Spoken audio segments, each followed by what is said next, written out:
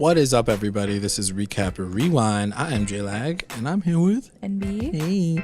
Hey. And today we are recapping Bates Motel, Season 5, Episode 8. And I think it's titled... The Body. The Body, yes, you're right. The Body or the Bodies? Buddy. Interesting episode. Very interesting. When I saw J-Lag in the morning, he looked at me and he was like, it's a filler episode. But it was really good. I mean, like, if this is what they say is a filler episode, it was really good. Yeah. No one said that to me. It was more in terms of action, especially based on what happened last episode and the episode before. It was more of like talking. Answering the questions and all these other things. So winter is here. Seems like it's kind of spreading across. Game of Thrones is kind of spreading across every single show that we're watching. It's like snowing. Riverdale, and now it's like snow. We see snow for the very first time. Except it's summer in Girls. So True. Good point. Sorry about it. So yeah, I was just gonna go right into it. Go right into it, yeah. Yeah, why not? This episode, much like the entire season, this just showed exactly why Vera Farmiga and Freddie Highmore need to freaking win every single award there is out there. Because this episode, slayed. Yeah. Like slayed times 100. Such a good job. They do such a good job. Like amazing. The writing specifically in this episode, whoever read this one was beautiful. But also their acting was like on fleek. Like it gives me shivers because when you think about it and you think about another actor playing this role or it just going down a different way, it would change everything. And it would make everything feel different. And so we really have to be thankful for these amazing actors. Absolutely. I also even feel like the way, maybe it's just the fact that they've been with each other for such a long time. 5 seasons is a long time to be with the same people and the same actors. They must have a very, very close relationship, because I just feel like Freddie Highmore has picked up on literally, he's like studied Vera Farmiga at this point. Like he knows her ins and outs, like how she says things, how she intonates things. So when he becomes mother, it's very interesting to see him like really pull all these like little quips. It must be really weird for her to probably see it too, that like he's able to like pick up on all these like little quips from time to time. So yeah, did you want to just kind of like cover it off like a little bit by bit? So Norman goes to jail. He turns himself in, and so last episode we ended off with him calling the police station, and turning himself in. I killed. What did he say? I killed Sam Loomis. Right. And so obviously the police come through, and it's right afterwards. So Dylan is kind of like, they're still patching him up, and even like through all that Dylan is still like, yo, I'm gonna take care of you. I gotta take care of him. What did you think about that? It was so, you know what, he amazes me every time. And a part of me was like, he's done now, like he's gonna go back home, he's gonna take care of his baby, but seeing him run after Norman, and he's like, Norman, don't say anything, I got you, like I'm gonna get a lawyer. I'm like, of course Dylan would do this, like of course this is Dylan, true. Like he's been this way all along, like how could we not see that in him, right? Like he wants to take care of him, and he's like, he's not normal. I know. But okay, so one of the things that I had a question about, and I think I asked myself that same question as the episode goes on, because he does have a conversation with the sheriff later on too. He came there with the intent to find answers about Emma's, I guess Norma. Oh, true. But also to find answers about Emma's mom. And so he brings it up a few times. He says, like she just went missing. No one ever goes dark that quickly, like without a trace. But knowing that, he still says to everybody, Norman's a good man. He's a good person. He's just cray-cray. Yeah. But does that excuse the fact that you can potentially kill someone? No, not for us. Throw their body into the water. But for someone who that's his brother, and that's all he has in this world, I can see why he's rationalizing it that way for sure. Yeah, I mean, we have to also remember that like Dylan has gone through a lot. He has lost everybody. Yeah, he doesn't know where the hell his dad is. For Dylan, I can definitely see how he's just justifying it. Yeah. Now, will that be his undoing in the end? Maybe something will come to bite him in the ass. Probably. That's a good question. Maybe. Yeah. But for now, it seems like he wants to take care of Norman, and he wants to protect him and get him a lawyer. He wants to like medicate him. Yeah. Send him off to like a mental institution. Well, I think it was amazing because like he brought the medication to Norman. So when the cop came to like get Norman's like, I need my pills. Please give me my pills. Yeah. So even Norman's understanding that like he needs his medication now. He needs to be medicated. Yeah. And because I mean, last episode ended off with such a high stakes kind of internal fight between himself and Mother. So it was very interesting for him like to be like, I need help. Was way more of like showing the battle between the two, like who wants to be present, Mother or Norman. Yeah. And this episode was all about that like battle. And so we know that she kind of takes a back seat when he ends up calling the police. He kind of is able to fight her off, but she comes back through once again after. But even when he's himself, he's weird. Yeah. Do you know what I mean? Like, even though he comes through, like, he's still sketching out. Yeah. So I booked that too. I feel like there's a really interesting shot where he's in the jail. I think it must be the next morning where she, like, hits his head over the toilet. Can you please explain that scene to me? Was he hitting himself over the head? Or what was he doing? That's a good question. He definitely like kind of like self-inflicted that pain because then he has like bruises on his face. But I thought it was really cool because there were some shots where you see the reflection. He's looking through the mirror, and through the reflection you can see her. Yeah, they did such a great job with all these like very little light intricacies. On the camera, you can see that like it's showing him, but through the mirror, it's her. It's her. Yeah, it's so cool. They did such a good job with that. But yeah, so once he gets to jail, and he's about to take his meds, he basically like the mother takes over, and she's like, I'm doing this for your own good. They're going to separate us if we take the medication. You need to not do that.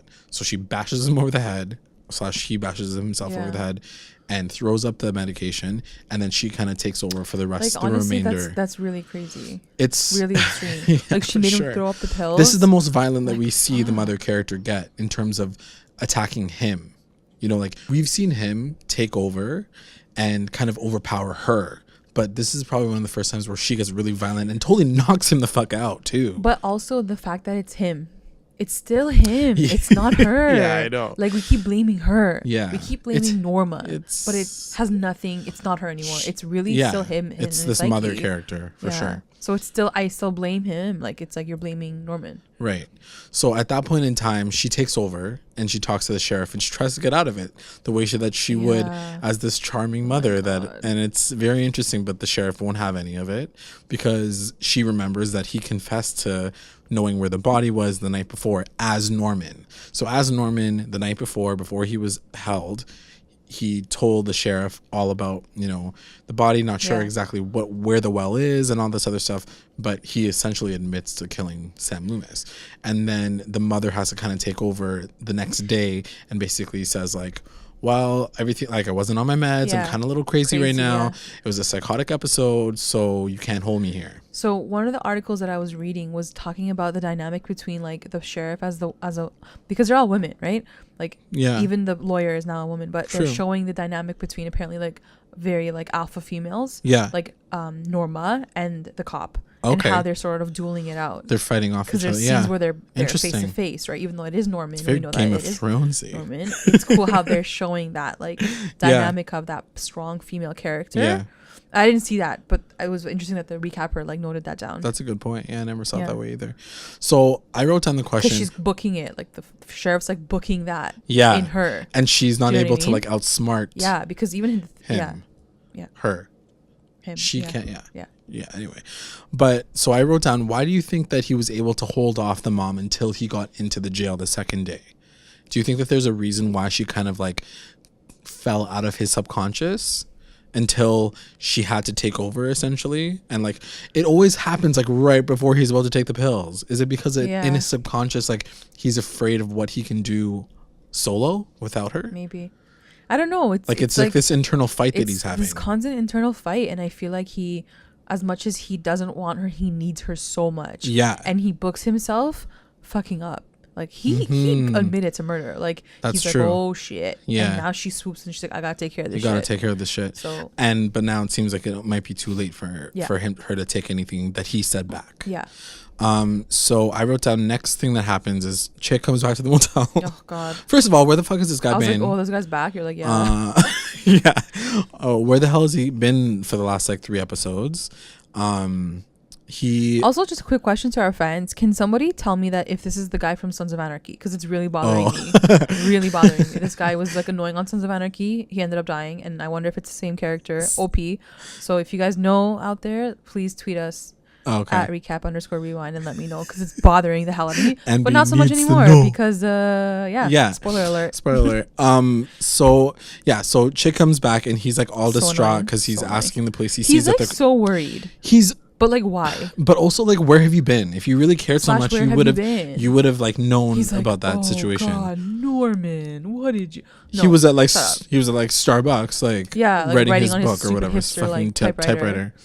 So it was so annoying. So then we meet the lawyer who Dylan calls up. Right. So now she's eyebrows are like on point. Her name is Julia. Oh my God. Julia Ramos. Course. She says it very specifically. Is she like Romero's sister? Then he comes back to her and he's like, listen, Julia.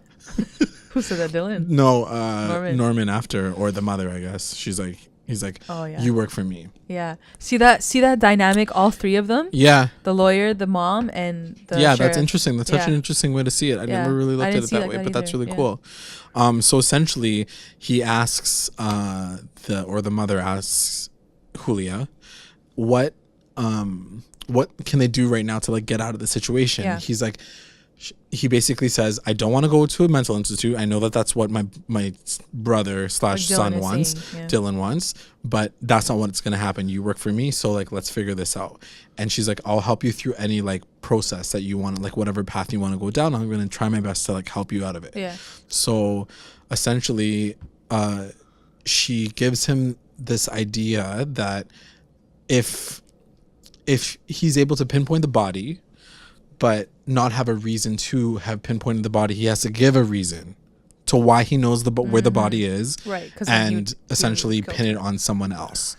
So at that point in time, I was like, tricky Norma, you're like brewing something up. You're gonna pin this shit on someone else. Pretty messed up. So the first thing that I thought about was like Dylan, but she already had her chance at Dylan, and I don't think that it would make sense for her to pin it on someone who like just came to town yesterday. So it doesn't make sense. So then I was like, oh, okay, the next person in line is Madeline. Right. So the scorned wife, which makes a lot of sense. And so he essentially he like tells them that it's her. Yeah, he essentially like throws her under the bus and says like she came to the house afterward and she was like super distraught. They had like a fight. So he's like, that nasty man. Yeah, so he still has it like in him to be like very aggressive towards Sam. Also, like if I was a sheriff, like I would have booked like Norman's crazy, and he did this. Yeah, just the way he's describing Madeline, like too, like it sounds very like. She's not having any of it. Yeah, she's popping all the holes through his stories all the time. So yeah, he essentially tells the sheriff and. But the sheriff's like, I don't believe you. I mean, I don't know if she says that, but she's like, okay, cool. She's like, I think you're just a kid, like looking for attention. Yeah. All this stuff is like bullshit. Yeah. So then he's like, I think I had I had a bit of a crush on her. I was lonely, and that's why I wanted to protect her. So that's like the kind of story that the mother character comes up with based on the lawyer's feedback. So then it's basically the sheriff. The sheriff goes and talks to... the sheriff goes to talk to Madeline. She's like, interviews her. Your husband's been missing. Are you concerned? He's presumed dead. I think. He's presumed dead. Like, what the hell? Yeah, exactly. And I think actually before that happens, the sheriff also talks to Dylan and tells him about the bodies that were found in the water. Mm-hmm. And one of them is Emma's mom. Yes. Yeah. So I think earlier in the episode, they identify Jim Blackwell, but then they say an unidentified woman. Yeah. I at first thought it was Bradley, but I know that he dumped her in the like harbor front or whatever. So this dead body turns out to be Emma's mom. So it was interesting because the sheriff is really smart, okay? Yeah. She comes over to Dylan and she's like, look, we found 2 bodies. One of them was Emma's mom. So go tell your wifey that like her mom's like basically dead.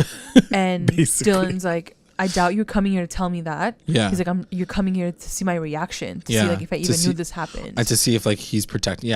See if he's protecting Norman. You know, and I think deep down Dylan knew that she was dead. I think he did. Yeah. I just think that he didn't really know what to do with it. Like he needed still hard proof. And but like I think deep down he knew that like she was dead. Kind of sucks, and he doesn't tell Emma this episode. No. So we're gonna probably see that in the next couple. Yeah. But although I don't know if that like I feel like now that's pretty much resolved in a way. It's resolved in the sense that she knows that the mom's dead. She's found her body, but like now like it's more like, but how that happened, who did it? But like I mean, they say that the body's been deteriorated for a while, so they had to use like the teeth. We're not really sure if like they're gonna show that she's the been teeth asphyxiated, like he strangled her to death, right? Yeah, so, and I feel like that's like irrelevant at this point. It's relevant at this point, just like showing Emma's mom in the first place. Yeah. Realistically, like she was kind of like this next character that like came and died in like 2 episodes. Yeah. So I'm surprised, because it's funny that like Dylan's take on all this is like he's sick and he needs to go to the hospital. Yeah. And Emma is like totally supportive of that. Like she not once was like, yo, your brother's fucked. Like take him to jail. If anything, she was like, I'm worried about you. Yeah, like I hope that you're doing okay. And I was like, oh God, please don't. I was because now something's gonna happen to him. I can't. know, it's giving me a lot of anxiety. Dylan, please go back to your baby. Like I can't deal with this. Yeah, now you're done. Just like you've done your job, just go. Yeah. So then we cut to Romero, who poor man, he's still on his run. Was basically like miseried into like staying at this woman's house. Like she's like, you can't leave, you can't leave, you can't leave. Finally, he's able to like watch her while she's sleeping, and then stole his gun back, which she was hiding behind her pillow, and he dips and goes back to the house to kill Norman Bates. And he gets poor guy. I know, he literally was like 17 hours late. Yeah, poor guy. So he gets to the house, he sees the notice of the door that he's being investigated, and he goes into the house anyway. So right before we go into the house, sure, it's a little convenient that he's not there anymore. Yeah, of course. I don't know how I like. There's a lot of convenient moments for him. I don't know how I reacted to that, sure. But like it was kind of like cheesy, but whatever. I'll take it. Yeah. Because the next scene that follows was really beautiful. Yeah. And I feel like it needed to happen, and so I'm okay with it. So I think you guys know I'm okay with it. But it was very cheesy that he like rolled up like 10 hours later. Right away. Like, So he gets to the house. He gets to the house and he sees like memories, which is like extra dark, by the way. It's like uber like depressing and sad. Yeah, I mean the lights are off. He's not like turning any lights off. He's just kind of walking in. Sad. And the last time he was there, we all have to remember that he hasn't been there for like 2-3 years. The last time he was there, he like he saw her dead body. He saw her dead body, and he never went back to the house since then. Yeah. So, and then he went to jail. He like got arrested right away. So it's bringing back a lot of memories. He sees these visions of Norma walking up the stairs, like this glowing light, angel and light. It's her, and she's like walking up the stairs, and she's looking back at him, and she looked like such a like really like an angel, and like really like old Hollywood, like this beautiful look, and like in it her was little just like robe. really sad. It was just I was like, go with her. Yeah, and he does. He kind of follows her memory through the house. He goes up the stairs. He goes to the landing where he pulled out their body. Like, wherever she is, like it's like light. Yeah, like it's color, and it's like. So he ends up at the top of the stairs, sees the landing where he pulled out the bodies from the room that she died in, and then he like kind of goes into her room. He sees a light there, and then she's like at her vanity. She's like looking in the mirror, and she's like smiling at him. It's really, really sweet, really and so sad. Like you can see like the hurt in his eyes, like. Because like it's very just being in that house, he's seen like the life that they could have had. Yeah, the life that could have been so different. Yeah, so freaking different. And it was taken away by like this dumbass. So. And I think you have to remember that too, right? Like, like through all of this, like it was him that killed her, like for sure. Norman that did all of this, for sure, and that ruined that dream, that ruined the light, like so it brings it back. Like, no, I still feel some type of way about this. This is what I'm doing this for. Yeah, exactly. So then he ends up like back in her room, and then he like, I guess he like falls passes asleep out. He just goes to sleep. Yeah. So I guess he feels like he's safe there for now. And then he like hears a noise in the middle of the night. He hears actually like Norman's voice. So he's like, what the fuck is this kid doing here? He's like talking and shit. And actually for a second, because I knew that he was detained, but at the same time, like it was in the middle of time where like he just got a lawyer, so I wasn't really sure if I knew for sure it was thing. And then I was like, okay. He's listening to a tape. But I'm like, real talk, you wouldn't hear it from like 3 floors above. Like, yeah, honestly. I mean, unless he's like playing it real loud. I don't know. So he's playing this tape. He's like real in the loud. damn like fridge, like freezer downstairs. And it's echoing all the way to the top part. I mean, I guess they talk about the fact that like it's through the vents, which were in the basement. True. Fine, sure. Whatever. I can. Whatever. Yeah.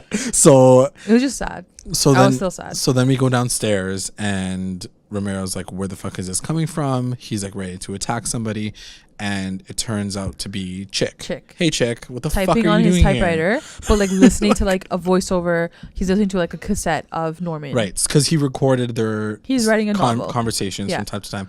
So he's like click-clacking away at his stupid Romero's fucking like, typewriter. What the fuck are you doing here? Yeah. So essentially he's like, oh hey dude, how's it going? He's like, damn, must have taken you like time to get here. Yeah. He's like, yeah, I busted out of jail. Yeah. Got shot in the stomach with a shotgun. And essentially they have like a little quick moment, but like I don't even know why he's putting up with this bullshit right now, because I could not even deal with it. I was like, I already asked you. I was like, why the fuck is Chick here? Like, he's so annoying. He was so extra. Yeah. This whole show annoyed me. Like, I understand that someone is intrigued by this story, and what he was saying in that moment was very meta. So I was very like, okay, I get his role.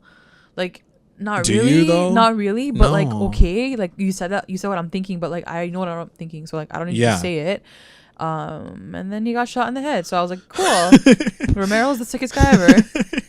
Come through. Yeah, the way I saw the ending anyway was like the fact that he had to kill him because he's like, he knows that he's alive and he doesn't want to. I didn't expect it at all though. In that moment, for sure. Okay. Just because I'm like, Chick won't say anything that this guy's back. Yeah, I mean, maybe he would. But yeah, like, Romero's like on another level right now. He's not down for this bullshit. Yeah, any bullshit, anyone in his way, they're gonna get. Also, at this point in time, because he essentially said like, if you don't think this guy's crazy and deserves to die, then like something's wrong with you. Yeah, he's saying it to Chick, right? Yeah, he's telling Chick, and Chick's like, I don't think he's crazy. Tells him, he's just Chick like tells Romero. Yeah, he's like, Norman dug up her body, like she was here for like from time.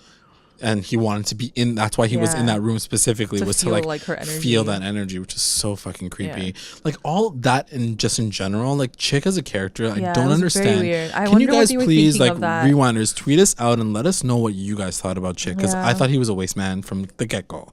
I never thought he had a purpose. Like honestly, probably what he said in this episode meant to me the most. Like just kind of being like, holy shit, you guys are like meant to be sworn enemies, like you and Norman. Yeah. But even all the scenes before that with Norman, I was like, you're so wasteful. Like, what are you doing here? But that's the thing. Like with Caleb, like he killed Caleb. Yeah, he killed Caleb. He was a part. He's an accessory to a murder. Oh my god, I can't even. Dylan, you didn't know about Caleb? Which is what about this whole situation that kind of frustrated me is like Chick always played this like observer character, and like I don't need you to tell me that they have like an ironic like rivalry. You know what I mean? At this point we already know that. Like we're already booking that as viewers. Like, so why are you gonna tell me that? Like get the fuck out of here. Too late. So peace out, Chick. Glad I'm never gonna see you again, idiot.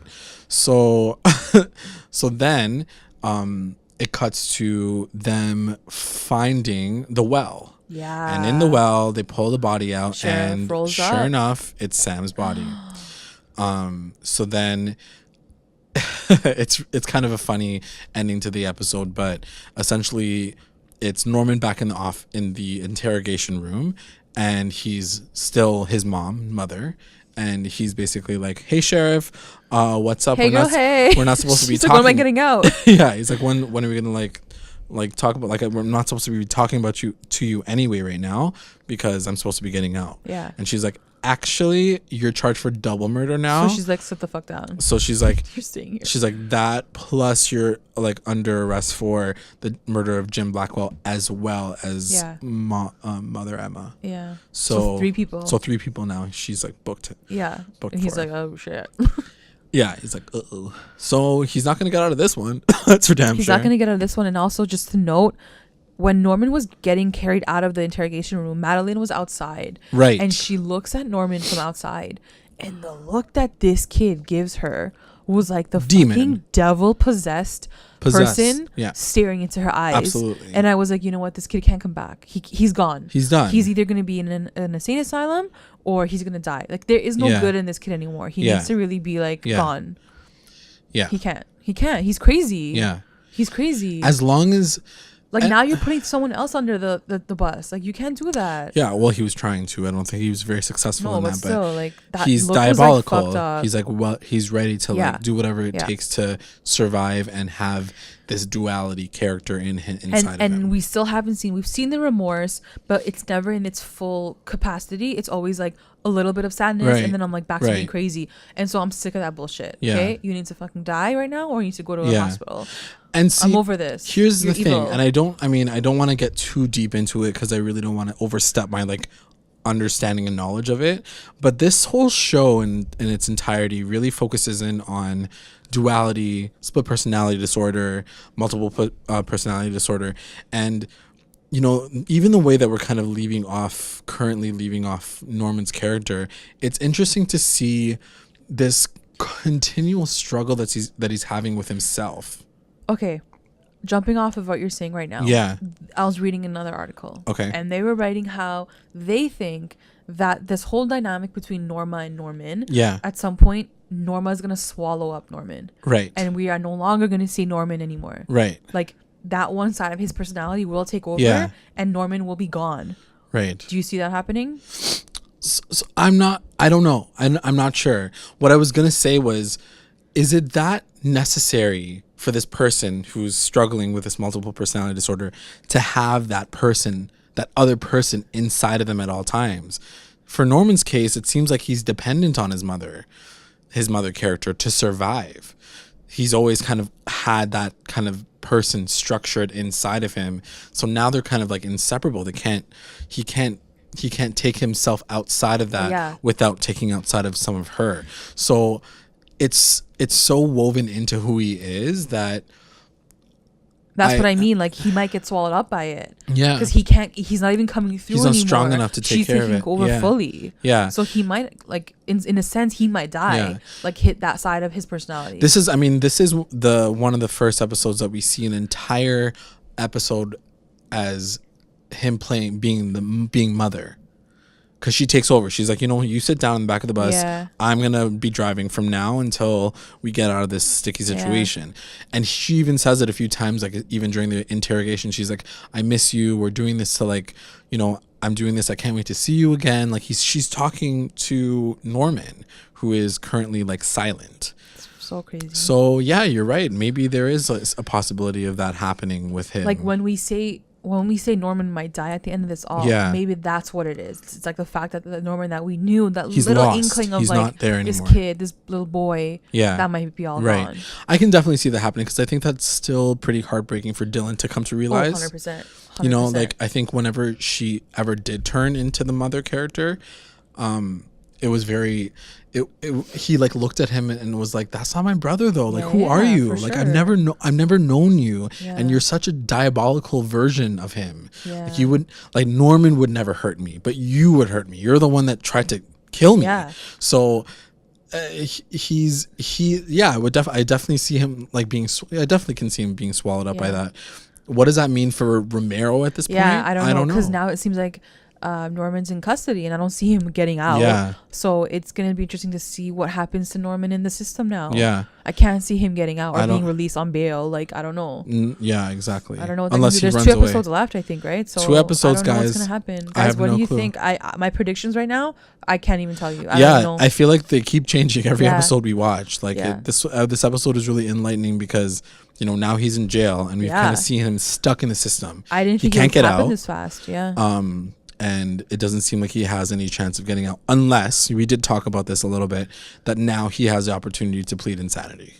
Yes, that's how he proceeds with the cases that he says I'm crazy. Right. The only way that I can really see this going is if he pleads insanity, they transfer him to a mental institution, and in between him transferring to a mental institution, he like runs back to the house. Or he kills himself. Or he runs back to the house and like gets into some shit with Romero. Like, I'm not sure how it's all going to end.